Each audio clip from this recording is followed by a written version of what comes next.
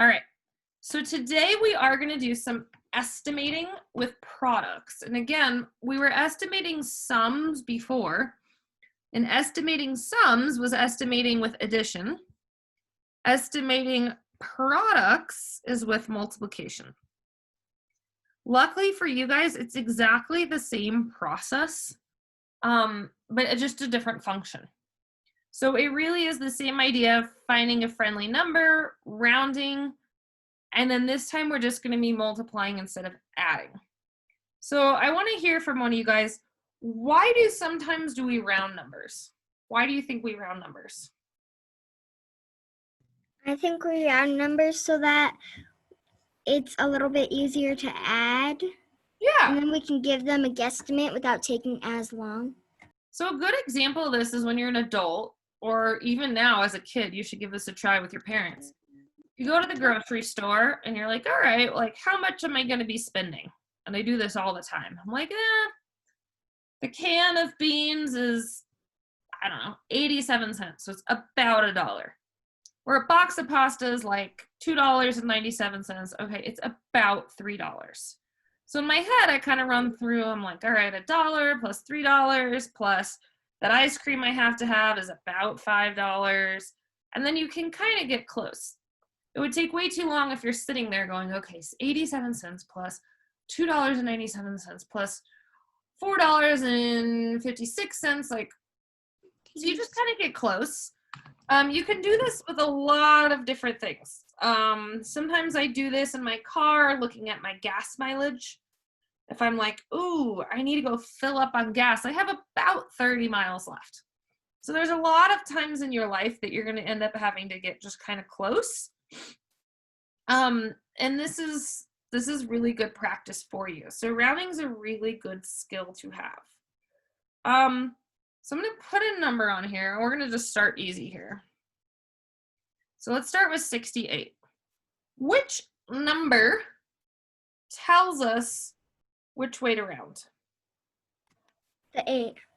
And why do you say the 8? Your base 6 round based of the number to its right. Yeah, you go to the right, huh? Exactly. Yes. So if I was around in my tens place, I'd go to my tens place, which is here. I'd go to the right. So whatever place value you're rounding, you always go to the right. My 8 is larger, so it would go up. It would be about 70. If I was working with 62, let's say, same thing, I'd go to my tens place, go to my right. My 2 is closer to 0 than it is to 10. So this would send me down to 60.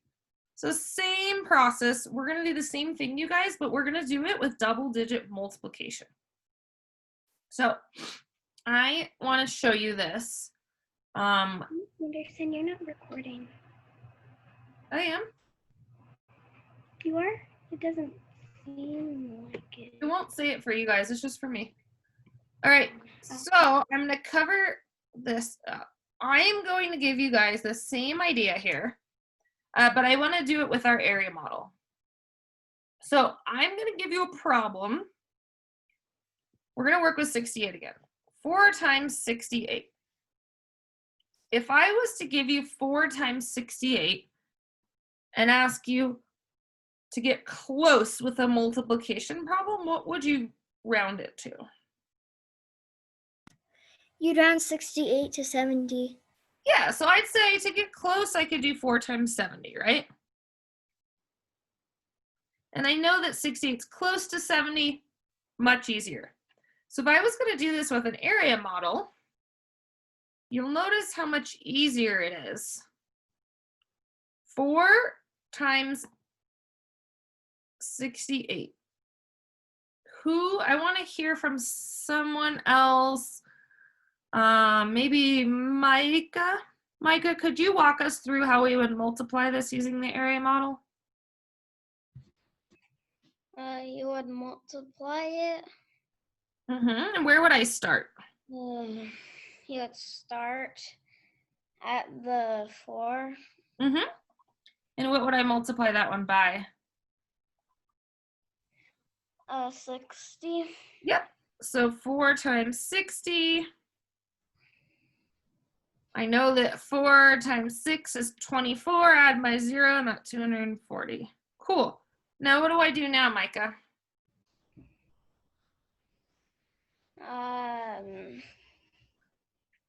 Like 4 has to be multiplied by everything, right? Now do 4 times 8. Yep. And that gives me 32. All right, Micah, now what do I do at the end of it? Add 240 plus 32. Good work. So when we add this up, we get 272. We did it. We did a wonderful job. Would we say that is the fastest way in the world to do it? No. Would you look at this and say, I could use mental math for 4 times 70? How many of you could say, yeah, I could do that in my head? I could hide my 0. I would have 4 times 7. That's 28.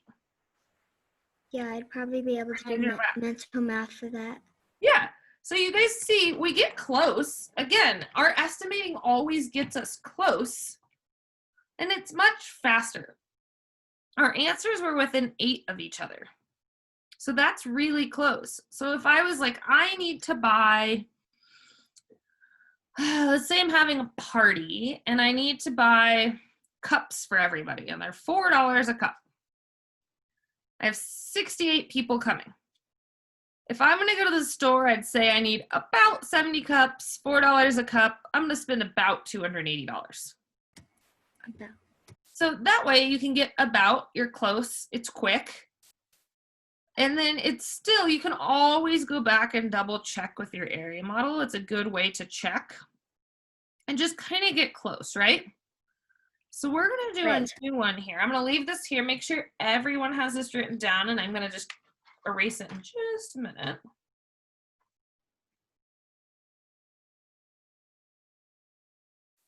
So we're going to do a little bit more estimating with the area model. Again, getting close and then getting to the exact. So I'm going to erase this now. All right. So here's what we have. We're now going to do it with 4 times 63. Ooh. Hold on one second. My screen just disappeared. So we're doing 4 times 63 this time. Again, very similar. Allison, what do you notice though that's different about 4 times 63 instead of 4 times 68? Where would I round my 63?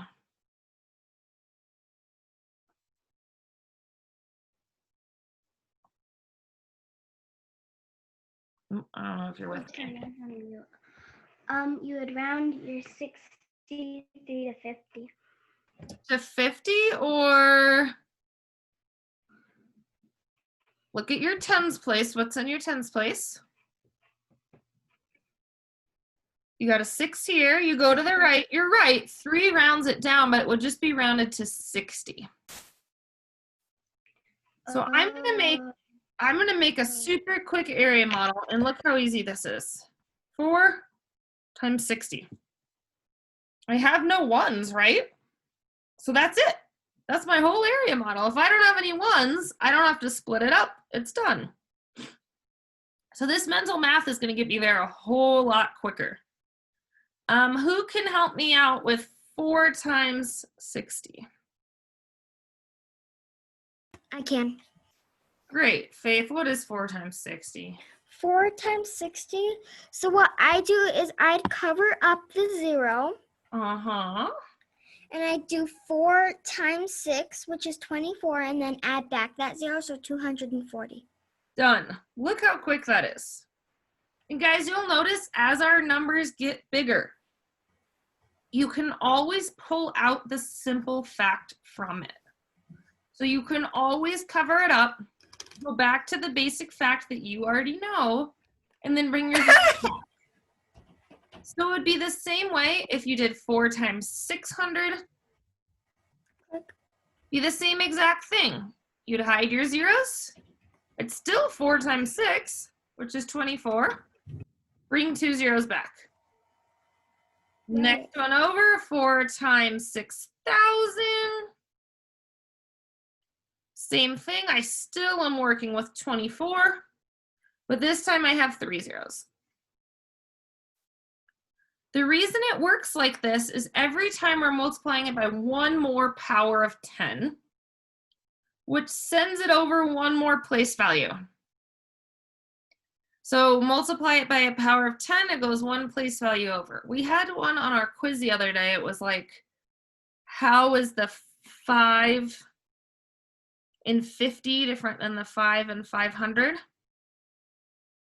And same idea, you guys. It's either the 5 in 500 is 10 times bigger, or you could say the 5 in 50 is 10 times smaller, because it's one place value over.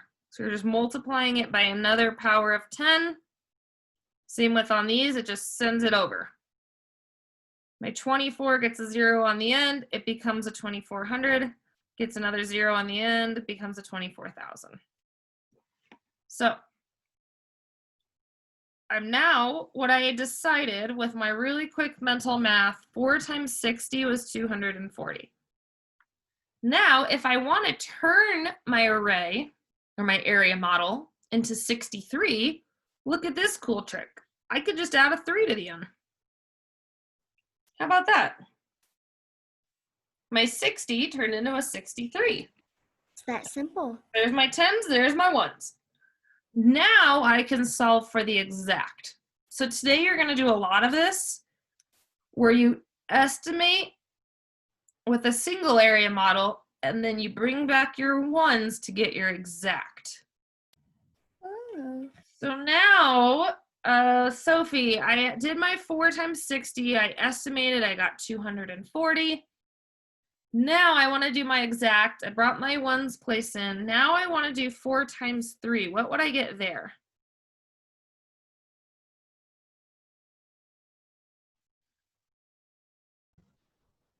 Sorry, Fine. I forgot to unmute. Oh, it's okay. So what is 4 times 3 for my end box? 12. Right. So now, Sophie, now that I have both boxes solved for, what do I need to do?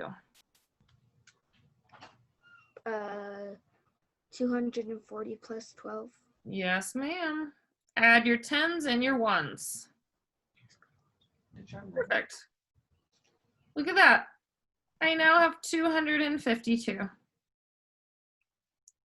So guys, keep in mind today, you can use this area model to solve for your estimation. Just round it to the nearest 10, right? And then to get your exact, you can just add your 1s back on.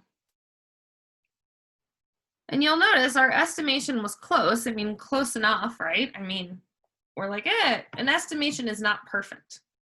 I noticed last unit, a lot of you guys were estimating and you're putting the exact answer.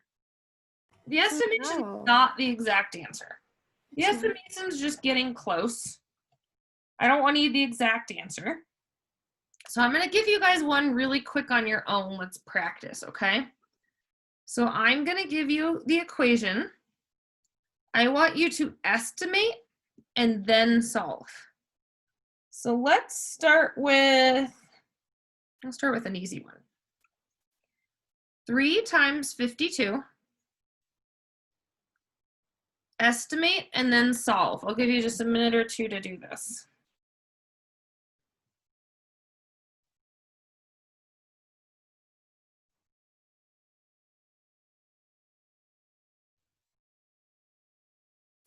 So if you need some help, set up your area model. My 52, to get to the nearest 10, I go to my 10s place, I look to the right. A 2 is small, it's closer to 0 than to 10. So this would become a 50. So I could set this up with 3 times 50 to get my estimation. And once you get your estimation, you can bring I know the answer. All right, PJ, give everyone just 1 second and then we'll I'll let you share, okay?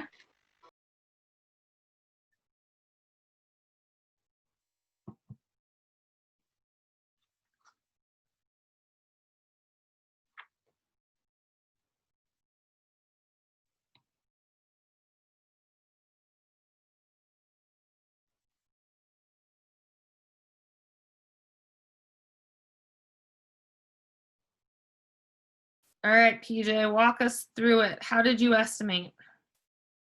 All right, so I went, so 52 is below 55, so Mm-hmm. that would be 3 times 50. Mm-hmm. Then I made a rectangle, I put the 50 there, that would be 150 times 3, then 2 times 3 would be 6. And then 150 plus 6 equals 156.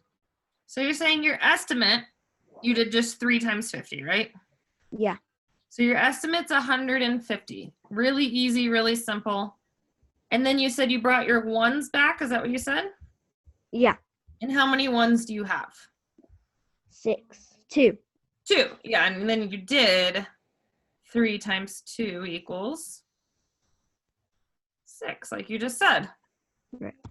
So then his exact ends up being 3 times 52, which if I add 150 plus 6, I get 156.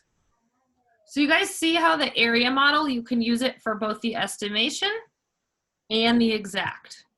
Right. I think this way really shows us how much closer our estimation and exact is, because you guys can actually see it happening with the area model. Right. You can see what it's rounded to, and then you can see what happens when we bring our ones back. So again, like PJ said, I like how you said it was closer to 55. Mm. Whatever number if we're going to the tens, so make sure you have all this on your paper. With rounding, always remember, so his example was 52. Think of it as if I had 50 and 60, he said 55 would be my dividing point. 52 is closer to 50 than to 60, so it would round down to 50. So if you need to make, you guys, we've said before, if you need to make your number lines, you absolutely can do that. Another number line that might help you if you want to put it on your paper is you have 0 and you have 10. 5 is your dividing point. If it's 5 or more, it rounds up. If it's less than 5, it rounds down. So that's kind of just a good way to think of it. If you need that visual on your paper, that's fine. And then you can take your ones place and be like, okay, 2's over here, it goes to 0. Or 6 is over here, it will go to 10. So this little picture here, if you want to put that in your notebook somewhere, might help you today with your ones place. Today we're only doing numbers into the tens place. We're not going into the hundreds today. So we will just stay, for today, you will always be rounding to the nearest 10. So you'll always be looking at your tens place and going to the right to your ones. There won't be anything mixed up today.